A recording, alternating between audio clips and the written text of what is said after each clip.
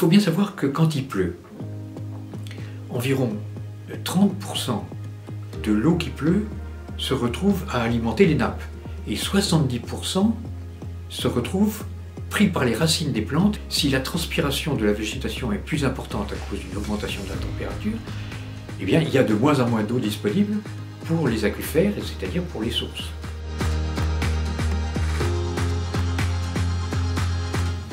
Le réchauffement climatique a deux propriétés essentielles. Il augmente la température et il influe sur la quantité de pluie que nous recevons. Et quand il fait plus chaud, eh bien, la végétation consomme plus d'eau. Donc la végétation, les arbres, les prairies, etc. transpirent de l'eau qu'elles prennent dans le sol et en transpirant cette eau, elles la font diminuer la quantité d'eau présente pour les autres usagers, en particulier l'alimentation des sources ou des eaux potables.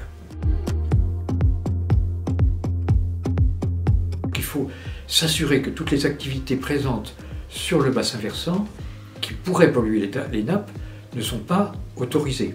Il y a une autre activité tout à fait naturelle, mais qu'il faut également tenter d'encadrer, c'est le rejet des eaux usées. Donc il faut s'assurer que le traitement des eaux usées naturelles qui proviennent de l'usage domestique traditionnel ne soit pas réinfiltré dans la nappe.